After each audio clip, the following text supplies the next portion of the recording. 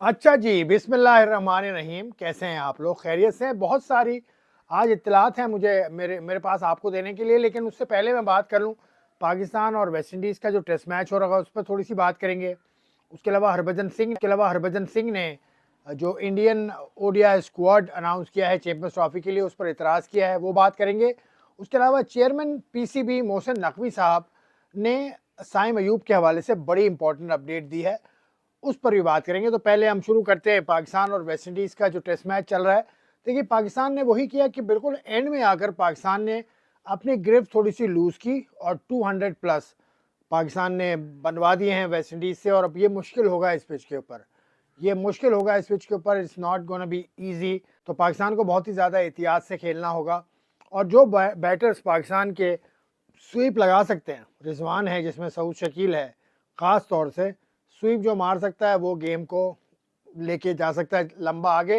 लेकिन खैर, ये तो चल रहा है मामला, इसको हम देखेंगे कि क्या सूरत हाल इसमें होती है।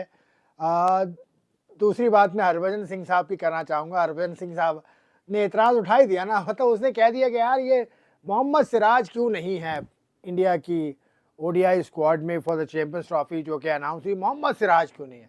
मोहम्मद सिराज क्यों नहीं है? अब मोहम्मद सिराज नहीं है तो शामी तो है ना। शामी अगर है, लेकिन यार मोहम्मद सिराज का उसने कहा ठीक, वैसे बात है, मोहम्मद सिराज का ओवर द ईयर्स जो रिसेंटली पिछले 1 डेढ़ साल में जो उसकी परफॉर्मेंस है वो टॉप क्लास है। हर इवेंट के अंदर वो परफॉर्म करता है, हर यू नो क्रंच मौके पर उसने परफॉर्म किया है। तो Mohammed Siraj should have been there. लेकिन वो पिचेस अगर देखें, दुबई के पिच पर मैच होंगे तो उस पर शायद इतना ज़्यादा इफेक्टिव ना हो। शायद मुझे ऐसा लगता है, अजीत अगरकर साहब क्या सोच रहे हैं इस हवाले से, जो चीफ सेलेक्टर हैं इंडिया के, वो ज़्यादा बेहतर बताएंगे। लेकिन मुझे ऐसा लगता है कि उनकी दुबई के पिचेस पर उनकी कारामद, उनकी उनकी जो जो जो उनकी पावर है, जो उनकी इनको आजमाने का जो तरीका है दुबई के पिचेस के ऊपर, वो शायद उस तरह से एक कारामद साबित ना हो सके according to the selectors, according to the Indian team setup. तो इसलिए उनको हटा दिया। उसके अलावा वो कहते हैं कि और भी लड़के होने चाहिए, लेकिन उन्होंने ख़ास तौर से नाम जो लिया वो सिराज का लिया। अब आ जाइए आखिरी खबर कि भाई साइम अयूब साहब चैंपियंस ट्रॉफी में आ रहे हैं कि नहीं आ रहे।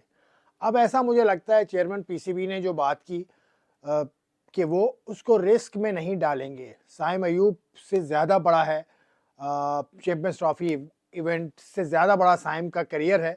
तो साइम का करियर उनके सामने ज़्यादा अहमियत रखता है बनिस्बत चैंपियंस ट्रॉफी के। वो ह्यूस्टन टेक्सास, अमेरिका का शहर है ह्यूस्टन, वहाँ मौजूद थे और वहाँ उन्होंने बात की साइम के हवाले से। क्या बात की, पहले वो सुन लें। मैं उससे साइम से तकरीबन रोज़ाना की बुनियाद पर राब्ते में हूँ।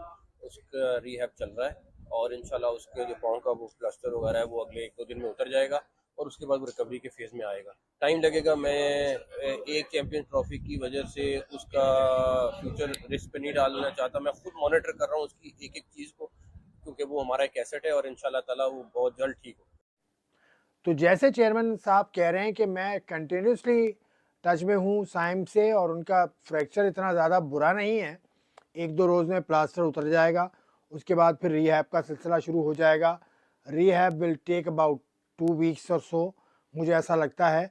लेकिन एक चीज़ तो वाज़ेह हो गई कि चेयरमैन पीसीबी रिस्क नहीं लेना चाहते। Saim will not be pushed to the champions trophy ऐसे ही खेलने के लिए, क्योंकि 23 साल की उम्र है उसकी अभी।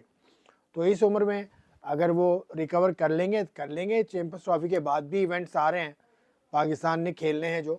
तो साइम अयूब का अब तय हो गया कि Saim will not play this champions trophy which is gonna happen in Pakistan from next month.